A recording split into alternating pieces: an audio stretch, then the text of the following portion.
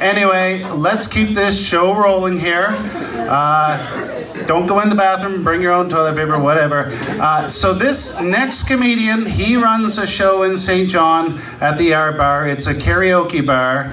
And R Bar. I don't know if you guys have ever been to it. Ooh, dodgy. Anyway, he runs a show there. So it's a karaoke bar, but he hosts a show there every month.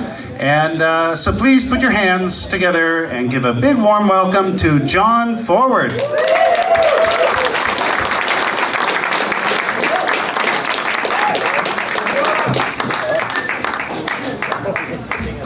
Hello, everybody. How many people have mental issues here tonight? I don't know. You guys are faking it. I do a show at the R Bar. This is not the same level of insanity by far. As a fellow showrunner, I've also got some other notes for Mark. First off, comedy with balls is a little sexist. I think comedy with genitals might be more inclusive. And can we get the volume on the VLT machines turned up about 500%? And the host, Troy, I love you, but you've got way too much energy. The host is supposed to sit down and be completely monotone. That's how it works. I do like the intermission, though. I can give autographs without ruining the show for everybody else. So, I understand that there isn't karaoke going on right before and after the comedy show. I don't know what that's about, but anyway, we don't want to be negative. We're in the Valentine's season, right? Romance is in the air. Oh God, you don't like romance? I'm sorry to your husband. Or well, maybe that makes it easier for him, I guess. He doesn't have to try very hard. But it reminds me of my first love. Her name was Jill, and we met at camp. Locked eyes during my favorite camp song. It's called the Crayon Song. It's a little piece of it for you. Red is the color of the blood that Jesus shed. Brown is for the crown of thorns they placed upon his head. Everybody. Blue is for royalty that in him did indwell.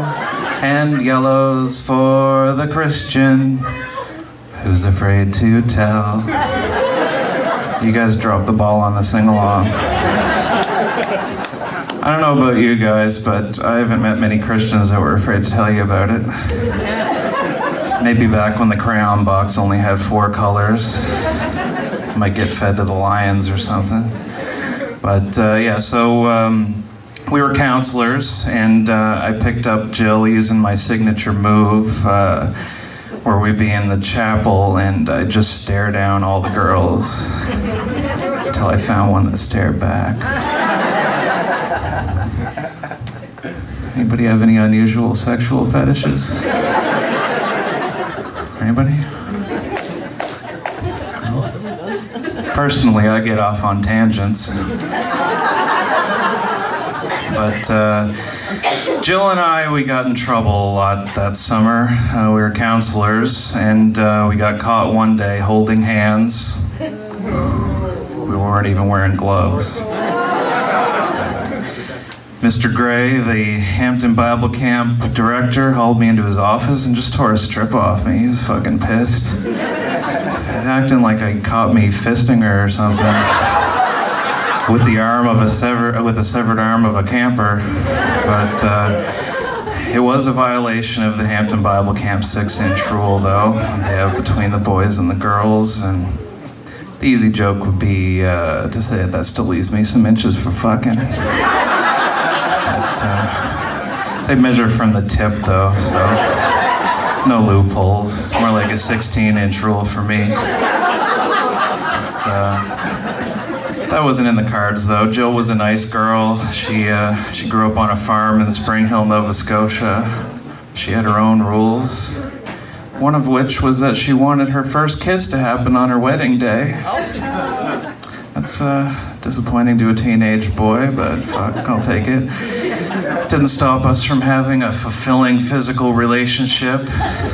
She worked at the canteen, so on my hour off every day we'd go down there and bribe a kid with a bag of chips or a chocolate bar or something so that they could watch guard and we could make out furiously, which is hard to do when you can't kiss a girl on the mouth. But I just kissed her everywhere else, on her forehead and her nose, ears, elbows, knees, and toes, whatever I could get my lips on. It was hot.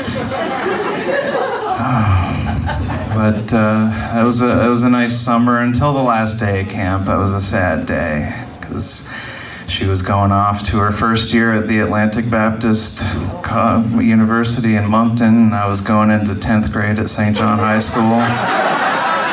And so the last day we're sad because we're not going to be able to see each other, and she's crying because she's a girl. And I gave her a hug to make her feel better. Nothing nasty about it, but then old Mr. Gray comes jumping out of the bushes, tore another strip on me, told me about the carnal path I was on. That old story, hugs to hell.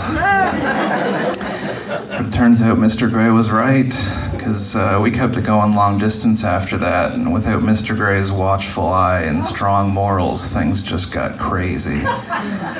I'll tell you, this one day, we're on my dad's couch, and I'm just going to town on her left cheek. Just kissing it all over, and had a little whisper in my ear from the devil, and got a bad idea.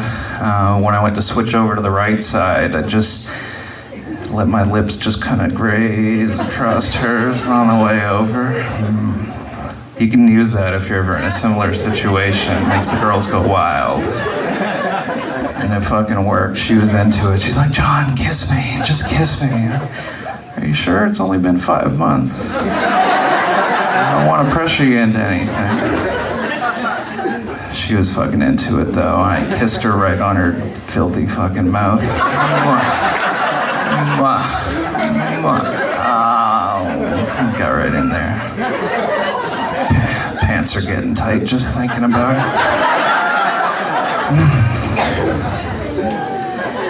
But believe it or not, it got even crazier. A couple of visits later, I fingered her for the first time. This was my first vagina, though. I didn't understand the mechanics of it. I didn't know that they're supposed to get wet, so I got about one knuckle deep before I recoiled in terror. I thought she was having her period or something. But I checked the dipstick. Everything checked out, so I got back in there. And after that, she went down on me for the first time. Ooh. But the same thing, it was about this deep and lasted about 1 second. And I don't know, things kind of fell apart after that. We drifted apart because, you know, I finally got what I wanted. What kind of future are you gonna have with some mouth slut from Spring Hill anyway? 5 months in. But I don't know what would happen if we stuck together. My life has continued its spiral. I had to go to the hospital last week because I was pleasuring myself with a hot dog and broke off halfway up my ass. I had to go in there, and when you go into the hospital, you gotta explain it to like 3 different people. It was super embarrassing. Like, well, I was sticking this hot dog up my ass, and I'm gonna need you to go in there and surgically insert the other half for me, please. He got it in there, and I'm feeling good tonight, and enjoy the rest of the show. I've been John Forward. Our bar shows the 3rd Saturday every...